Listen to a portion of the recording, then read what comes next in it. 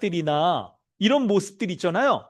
이런 것들 우리 스스로도 이거 내가 이렇게 하고 싶지 않다. 하나님의 은혜와 도우심으로 말미암아 바뀌어지고 싶다 하는 생각 우리 가지실 겁니다. 맞아요, 여러분. 그때 갖는 생각 그걸 쫓아가는 거예요. 우리 그걸 쫓아가야 되는 거예요. 그거를. 근데 어떤 방식으로 그걸 쫓아갈 수 있냐면요. 여러분, 이거 너무 중요합니다. 여러분, 집중해 주세요. 이거죠. 우리 아이들도 집중하세요. 지금 이거 잘 기록하시는 거예요. 지금 설교 노트 적고 있어요. 우리 옆 사람하고 얘기하기 없기. 이제 집중해서 목사님 말씀하는 거 적으세요. 바로 뭐냐면 여러분, 성경 말씀을 쫓아 성령께서 우리를 인도하시는 그 은혜를 우리가 구하고 그 은혜에 순종할 때 우리가 다른 사람과의 관계에 있어서도 마땅히 그리스도처럼 행할 수 있는 그 은혜가 주어지는 거예요. 할렐루야. 이걸 붙잡으세요. 이 복음의 은혜. 이걸 붙잡으세요.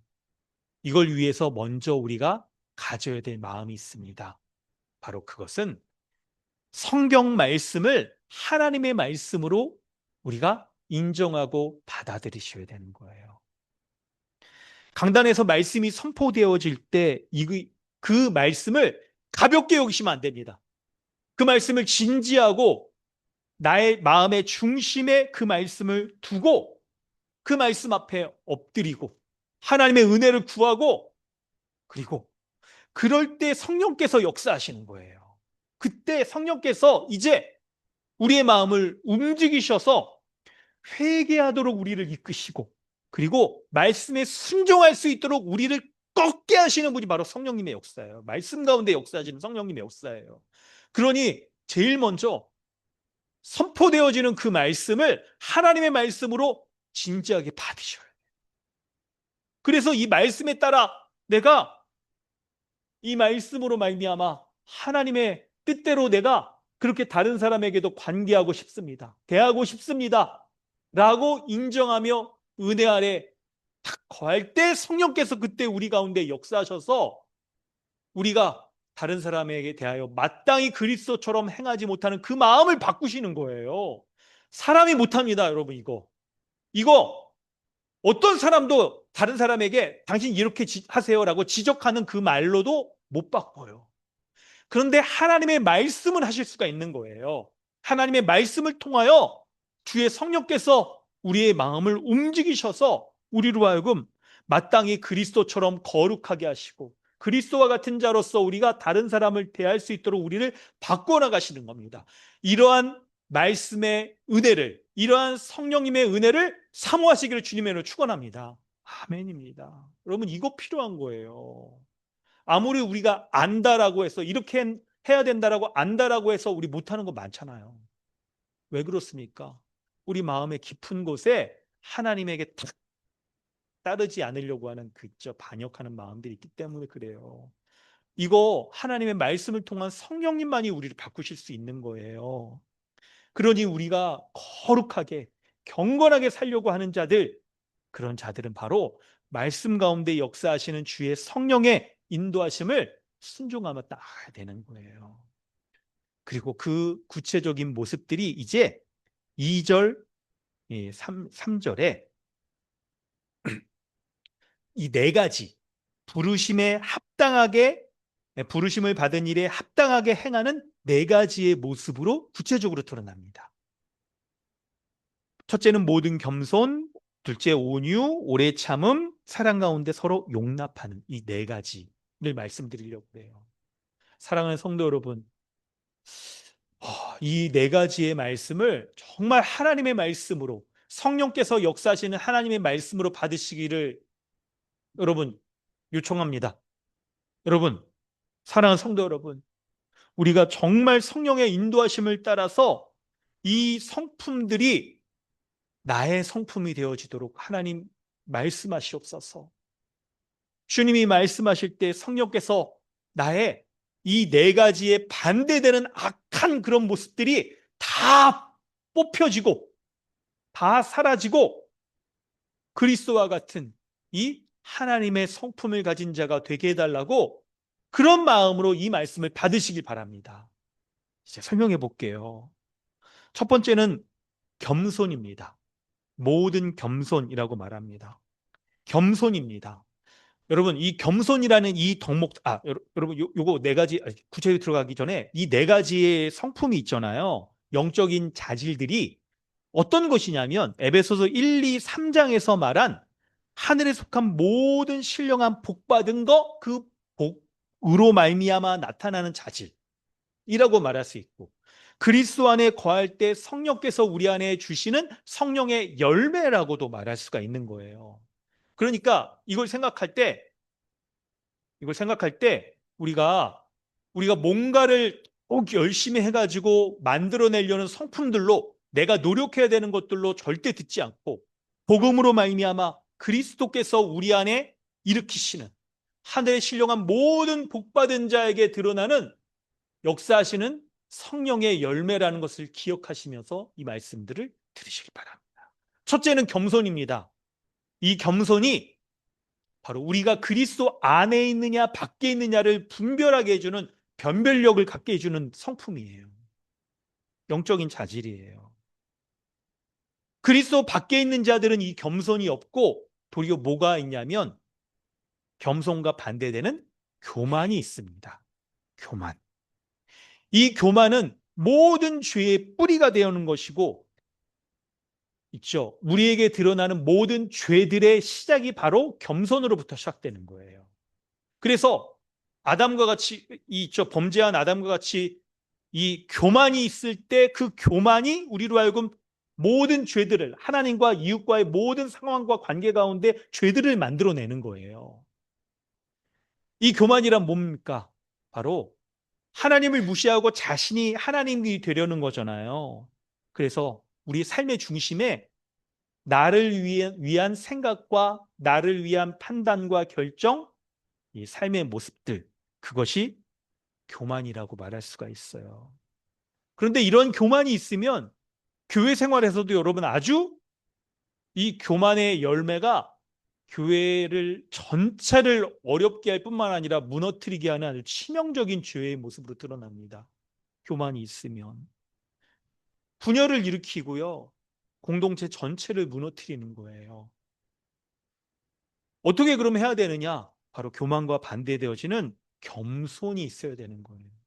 겸손은 교만을 싹 트지 못하게 할 뿐만 아니라 교만으로 말미암아 있죠. 사람과의 이 관계에서도 어려움이 있고 교회 공동체 전체에 지금 분열이 있을 때에도 그 분열을 잠재울 수 있고 무너뜨리는 것이 바로 교만이 아닌 겸손이에요. 겸손.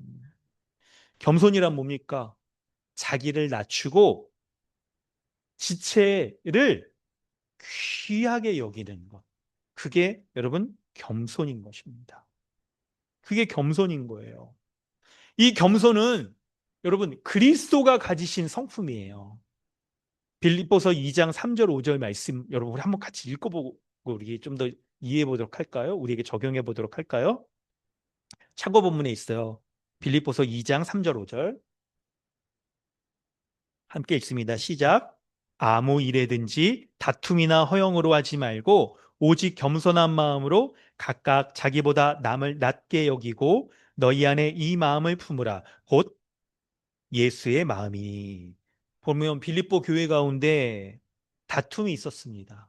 그 다툼은 구체적인 건 여기 본문에 기록되어 있지 않지만 자신에게 허영을 가지고 뭔가 자기를 높이려고 하는 그런 마음들로 다른 사람을 낮추면서 다툼이 일어났을 것 같아요.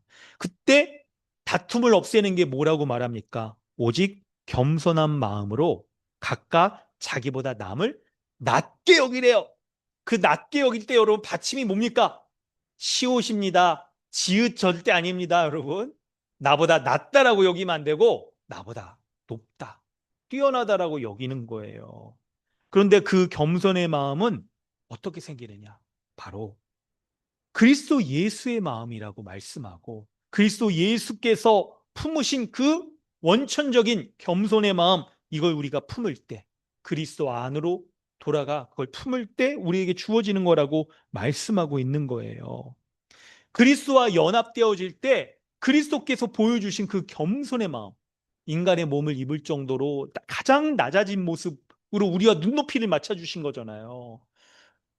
연약하고 하나님께 불순종한 그런 인간의 모습으로 낮아지셔서 인간이 당하는 모든 죄의 유혹까지도 다 당하셔 신 이후에 우리를 죄로부터 건져내 주신 그 그리스도의 마음, 이걸 품으라고 말씀하는 거예요. 그럴 때 사랑하는 성도 여러분, 이 말씀을 적용할 때 여러분, 우리에게 교만한 마음이, 여러분, 우리의 평상시 마음 가운데 교만함이 가득 차 있습니까? 아니면 반대되는 겸손의 마음이 우리에게 좀, 우리의 평정심을 이렇게 탁 이렇게 드러내고 있는지, 우리는 좀 이렇게 어떤 상태 가운데 지내고 있는지를 살펴보는 게 여러분 유익할 것 같아요. 그럴 때 여러분, 사람이 어떤 존재인지 잘 아셔야 되겠는데요. 바로 여러분, 우리가 조금만 뭔가 괜찮다라고, 좀 뛰어나다라고 여기면 다른 사람을 낮게 보는 그런 죄성을 가지고 있어요. 어떤 걸로 조금만 더 괜찮다라고 여기겠습니까? 바로 사회적인 지위나 혹은 경제적인 것이나 문화적으로도 그렇겠고요. 혹은 뭐 배움의 정도, 학벌, 혹은 정치적인 것도 그렇더라고요. 내가 뭐 가진 견해들이 더 뛰어나 이렇게 여길 때에도 다른 사람을 더 얕게 여기는, 그리고 우월감을 갖는 그런 존재가 바로 사람이에요. 그래서 여러분, 우리가 다른 사람을 대할 때 내가 이 사람에 대해서 뭔가 굉장히 이렇게 좀 이렇게 낮추어서 본다든지, 이 사람이 말하고 그럴 때는 뭔가 그 사람이 말하는 것들을 그대로 받아들이기보다 말을 끊고 뭔가 이 말을 바꾸려고 하는 그런 모습들이 많이 드러난다든지, 혹은 이 사람하고는 그 속된 표현으로 말을 좀 섞기도 싫어 라고 내가 이렇게 약간 피부 반발적 알러르기 이게 반응이 나타나는 그런 모습들이 있진 않은지를 생각해 보셔야 돼요. 그런데 여러분, 그런 모습은요, 그 지체를 그 지체를 그리스도 안에 거하고 있는 존귀한 자라는 것을 부정하는 모습인 거예요. 이미 하나님 나라 백성 되어서 그 지체가 하늘에 속한 모든 신령한 복을 누리고 있다는 것들을, 그걸 여러분 인정하지 않는 모습인 거예요. 하나님 나라의 시민권을 가지고 모든, 있죠? 하나님께 보호받을 수 있고 인정받을 수 있고 돌봄을 받을 수 있는 권리를 무시하고 있는 것이 바로 우리가 다른 지체를 낮게 여기는 모습들인 거예요. 여러분, 하나님은 이 사람을, 우리가 그렇게 여기는 지체를 하나님 나라의 시민권을 가진 자로 여기시기에 하나님이 아버지가 되어서 그 지체를 돌보시고 먹이시고 성장시켜 주시고 음으로 양으로 채워주신다라고 여기기 때문에 시민권을 가진 자라고 말씀하는 거잖아요. 그러니까 우리도 하나님의 이 마음을 갖는다면 어떻게 하겠습니까? 그 지체에 대해서, 이게 비록 우리가 보기에 부족함이 많고 그렇다 하더라도 예수 그리스도의 그 존귀한 보혈로 구원받은 지체로서 여기는 거예요. 그래서 우리가, 여러분, 정말 우리 각각의 사람들은 각각의 부족한 점들이 다 있는 거예요. 그 부족한 점들을 내가 도와주고, 그리고 그 부족한 점들 가운데서 좀 더 한 발자국 나아질 수 있도록 우리가 채워주고, 내가 섬겨주고, 혹은 그 지처가, 여러분, 각각의 면에서 우리가 어떤 면들이 있어야 되냐면, 각각의 부족한 점들을 그리스도의 거룩을 닮아서 나아지게 하려고 하는 이 열심 있잖아요. 거룩을 향한 열심을 가지고 우리가 서로 노력하고 있는 거, 그 지점들에 대해서 인정해주고 칭찬해주고 기다려주는 게 필요한 거예요. 여러분, 이거를 한 명의 사람을 볼 때 그 사람은 나보다 못해라고 여기는 그런 말로 얘기하는 게 아니라, 우리 모두가 결점을 가지고 있고 각각 고유한 약점들이 있는 거잖아요. 그래서 그 약점들 가지고 때로는 이렇게 실수할 수도 있고, 그 약점들이 붉어져 드러나는 영역들이 분명히 있는 거예요. 근데 여러분, 그건 맞고요. 근데 중요한 건 그런 연약한 점들 가운데에서 더욱 그리스도를 닮아가려고 애쓰는 거, 비록 실수할 수 있어요. 비록 약간 있죠? 제자리 걸음하는 것처럼 맨날 그 수준일 수 있어요, 그게. 그렇다 하더라도 그런 부분에 대해서 격려해주고, 인정해주고, 도와주고 하면서 계속해서 거룩을 향하여 나아갈 수 있도록 하는 거, 그게 그리스도가 우리에게 보여주려고 했던 겸손인 거예요. 할렐루야. 그거 본받읍시다, 여러분. 그거 본받읍시다. 그리스도의 겸손을 본받으시기를 주님의 이름으로 부탁드립니다. 성도 여러분, 이게 있어야 되는 거예요. 가장 이 네 가지의 영적 자질 가운데 첫 번째 나오면 중요한 게 바로 겸손인 거예요. 겸손이 있어야 네 가지가 있을 수가 있는 거예요. 왜 그런지 설명을 드려볼게요. 먼저는 첫 번째 설명은 그리스도 밖에 믿기 전에 교만과 반대되는 게 겸손이라고도 말씀드렸잖아요. 그런데 두 번째, 겸손을 가진 사람이 다른 사람에게 보이는 태도가 바로 온유인 거예요. 온유. 온유는 이게 뭐냐면요. 바로 자기의 권리를 주장하지 않고 다른 사람을 배려하는 거예요. 자기의 권리를 주장하지 않고 다른 사람을 배려하는 게 온유란 이 단어의 뜻이에요. 여러분, 중요한 건 여기서 온유라는 말은 권리를 드러내는 상황에서 쓰여지는 단어예요. 이 단어가. 그러니까 단순하게 우리가 뭐 마음의 성품 이런 정도를 말하는 게 아닌 거예요. 마음의 성품은 맞는데 어떤 경우에 그 마음의 성품이 드러나는 거냐면 나의 권리를 드러내는 그 상황 속에서 이 딱 마음의 성품을 드러낸다는 거예요. 그러니까 다른 말 쉽게 얘기하면 다른 사람과 갈등할 때 있잖아요. 그 갈등의 상황에서 내가 당연히 주장할 수 있는 그 권리들이 나에게 있는 거예요. 있어. 그러더라도 그 권리를 드러내지 않고 혹은 권리를 드러낼 때 다른 사람이 지체가 어떻게 굉장히 난처하게 될 수 있고 어렵게 될 수 있고 나의 권리를 주장하는 그 과정 가운데 말을 거칠게 하고 권리를 얻어내야 되니까 하는 것들을 피하려고 하는 태도가 온유인 거예요. 여러분, 그렇기 때문에 이거를 정말 우리가 온유한 마음, 이걸 갖는 게 딱 중요한데 이 말씀을 그 권리의 상황이란 거를 여러분 명심해 두면서 우리에게 적용할 게 필요합니다. 먼저는 여러분, 존 스토트 목사님이 이렇게 설명을 해요. 앞에서 말한 첫 번째 겸손은 나의 장점을 과도하게 여기지 않는 거라고 얘기를 하세요. 나의 좋은 점을 나의 좋은 점을 과도하게 여기면 그만해져요, 우리가. 장점은 분명합니다. 있습니다. 맞습니다. 어떤 사람의 장점을 말할 때 장점이 분명해요. 그런데 그런 장점을 과도하게 여기면 교만해질 수 있는 거예요. 그런데 온유는 나의 권리를 과도하게 주장하지 않는 거예요. 나의 권리를 과도하게 주장하지 않는 거. 이게 온유입니다. 이걸 이제 여러분 우리에게 좀 적용해 볼 게 필요해요. 나의 권리를 주장하지 않고 다른 사람을 우리가 배려하는 거 있잖아요. 그게 온유인데 우리가 어떤 경우에 나의 권리를 드러내냐면 여러분, 여러분 우리나라가 기본적으로 약간 유교 사회라는 거 여러분 아시죠?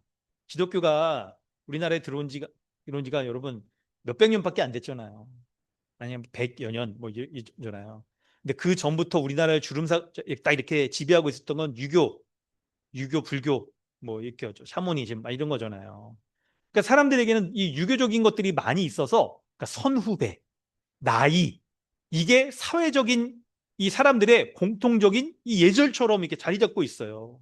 그래서 딱 물어보면 몇 살이세요? 이게 물어보고 약간 내가 그 사람보다 나이가 많다 그러면 우리가 어때요? 나도 모르게 약간 우월감을 갖는 게 우리의 약간 이게 속성이에요, 이게. 그렇기 때문에 나이가 많은 사람은 자연스럽게 이 다른 사람에게 나이가 적은 사람에게 자신의 권리가 있다고 생각을 해요. 내가 높임받고 존댓말을 나한테 써야 돼. 나를 높여줘야 돼. 내가 먼저 뭘 고를 수가 있어? 라고 갖는 게 우리가 그죠? 대한민국이라는 요 사회를 살아가면서 우리에게 사회적으로 우리에게 학습되어져 있는 그리고 웬만한 사람들은 다 좀 인정하는 그런 풍토들이죠. 이게 우리의 권리로서 드러나는 거예요. 이런 모습들이. 내가 나이를 가졌다거나 혹은 약간 우리의 소유나 이 사회적인 지위나 배움의 정도들이 내가 그것 때문에 뭔가 다른 사람에게 주장해도 돼. 내 말을 더 탁 이렇게 밀어붙여도 돼. 라고 우리가 여기는 권리로 여기게 되는 거예요. 권리로. 그런데 그런 상황에 그러다 하더라도 맞아요, 여러분. 나이가 많은 사람은 배움이나 경험의 정도가 많기 때문에 나이가 적은 사람에게 뭔가 이렇게 해야 돼라고 권리를 주장할 수 있죠. 그럴 수가 있습니다.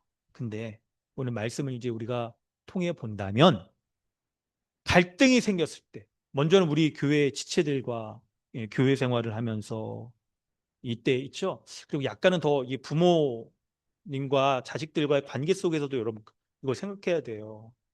이거 생각해야 됩니다. 과도하게 자기의 권리를 주장하지 않고 배려해 주는 거 있잖아요. 이게 필요한 겁니다. 그럴 때 여러분 우리는 온유하다라고 말하면 왠지 이거는 약한 사람이나 온유하지. 내가 더 강하다고 한다면 당신은 이렇게 하세요. 라고 이렇게 주장할 수 있는 거 아닌가? 라고 생각할 수 있겠죠. 근데 여러분 절대 그런 게 아닙니다.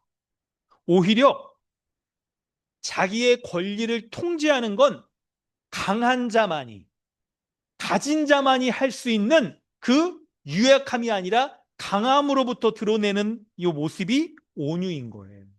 이걸 에베소서 본문의 이 말로 얘기한다면 이미 그리스도 안에서 하늘에 속한 모든 신령한 복을 가졌기 때문에 갖지 않은 자에게 가진 자로서 딱 양보할 수 있고 배려할 수 있는 게 온유예요.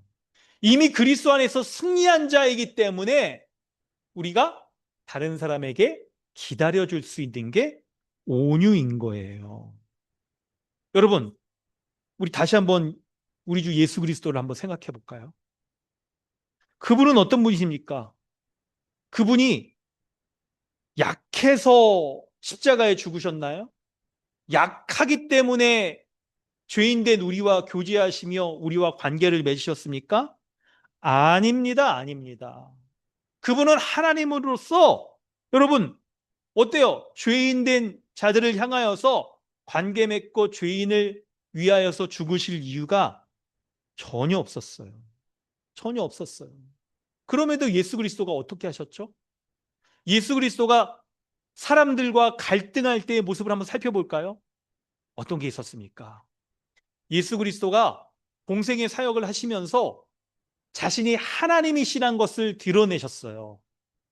여러 가지 이적을 통하여서 자연 만물을 복종시키시고 그리고 그런 모습을 통하여 그분의 말씀을 통하여서도 말씀의 권위로 말씀만으로 병을 고치시기도 하고 귀신을 쫓기도 하는 그 권세를 통해 자신이 하나님이시라는 것을 드러냈습니다.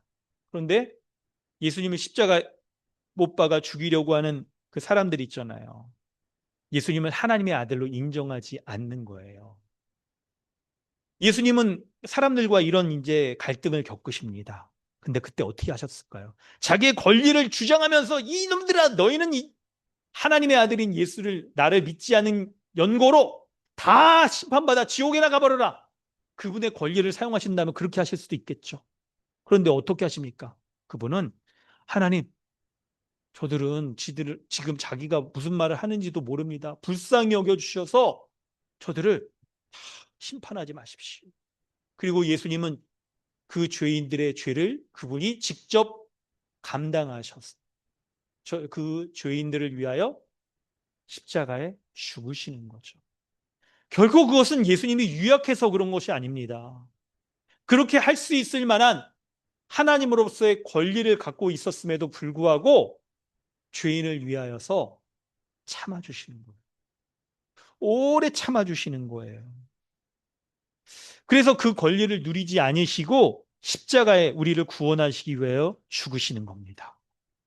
이때 여러분 중요한 게 바로 그리스도 안에 우리가 거하기만 한다면 그분의 말씀 안에 거하기만 한다면 성령께서 바로 그리스도의 온유의 마음을 우리에게 부어주시는 줄로 믿으시기 바랍니다.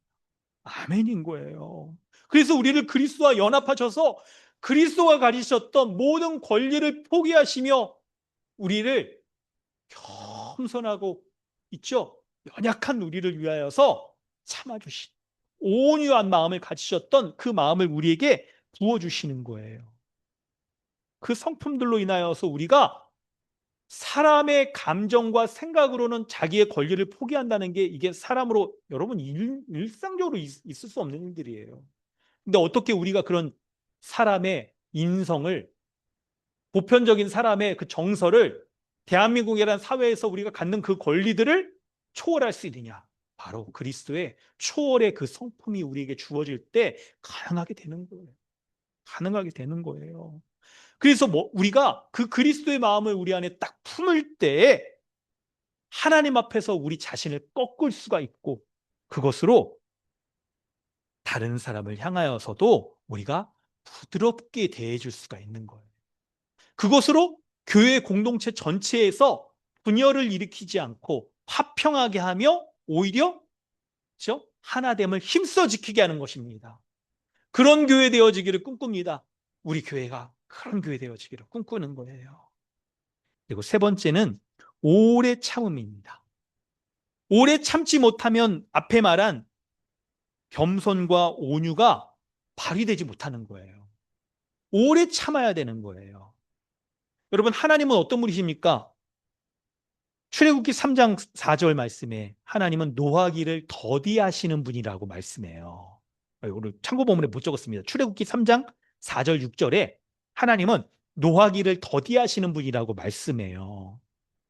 이 말이 무슨 뜻이냐면 노하기를 더디하신다는 건 화나는 상황에서 분노하지 않고 즉각적으로 분노하지 않고 시간을 끄는 거예요.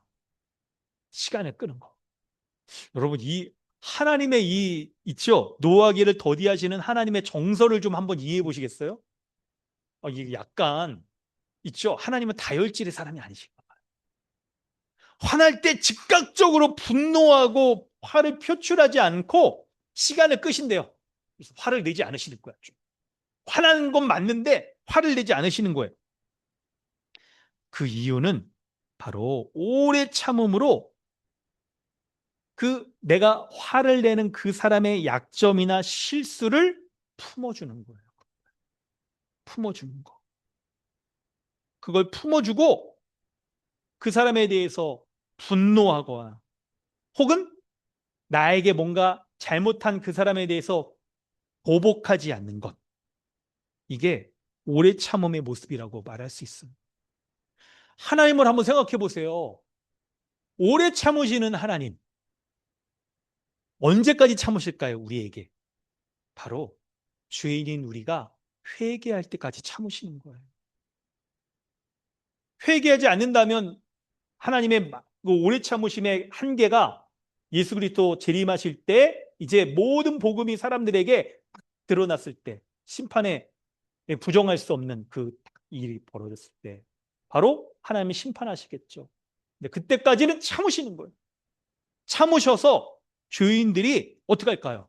자신의 이 죄의 모습들 이런 것들을 하나님 앞에 다 용납되어질 때까지 하나님은 참으시는 거예요. 하나님은.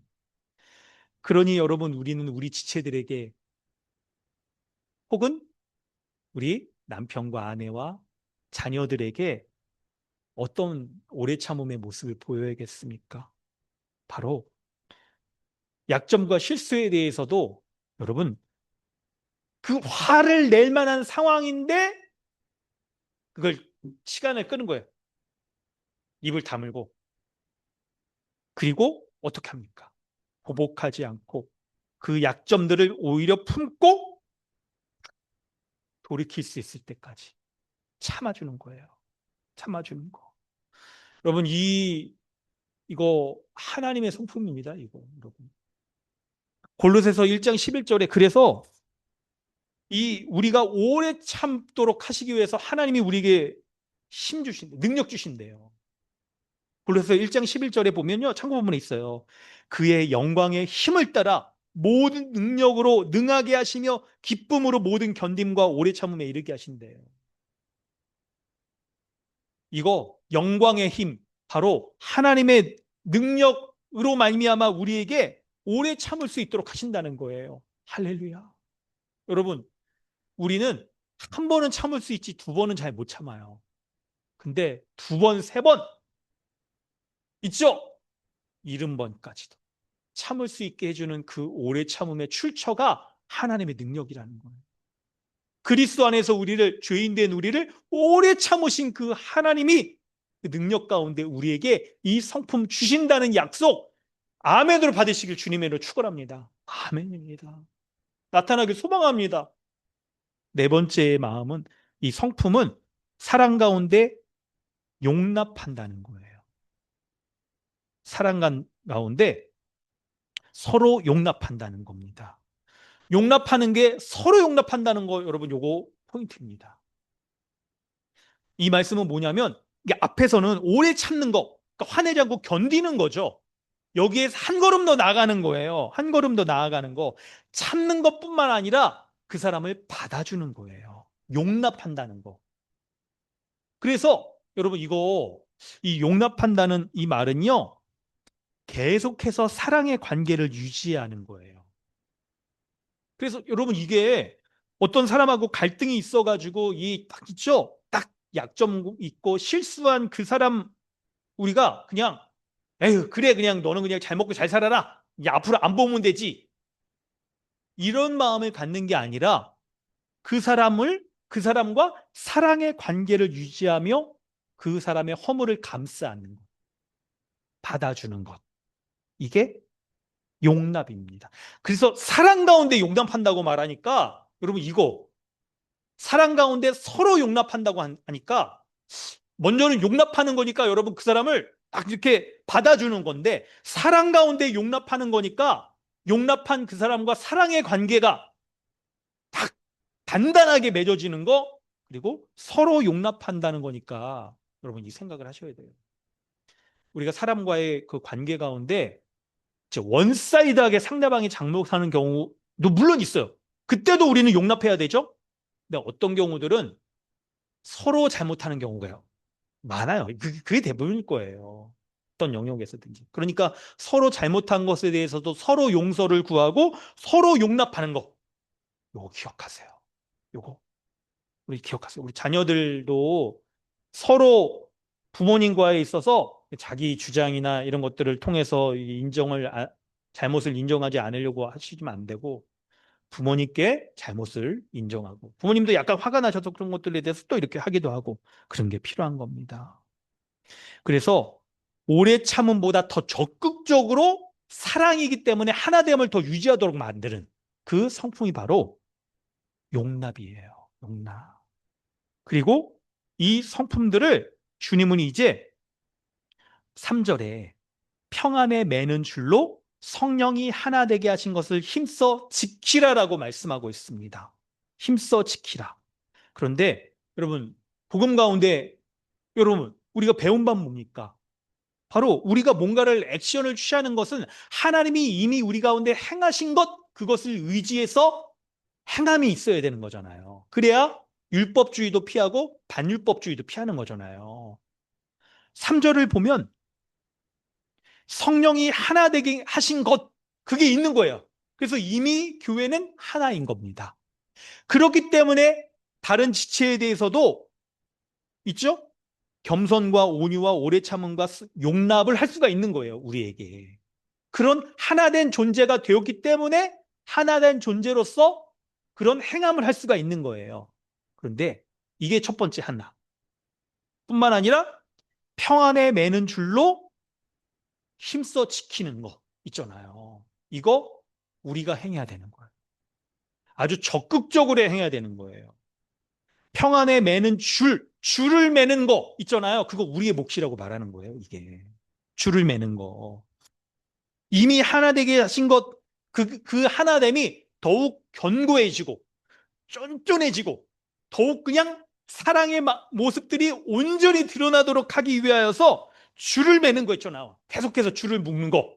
그 뭐겠어요? 지체를 향하여서 용서하고 격려하고 그리고 그냥 언제든지 마음으로부터 환영하고 그리고 교제하는 거 있잖아요. 적극적으로 교제하는 거. 이게 바로 평안에 매는 줄, 이거를 묶는 거예요, 이게. 우리가 해야 되는 겁니다. 근데 이거를 힘써 지키라라고 말하고 있죠? 여러분, 이 용어, 마르쿠스 바르트라는 한 이 목사님이 이게 아주 긴박하게 서두르고 열정을 가지고 하나됨을 지켜라.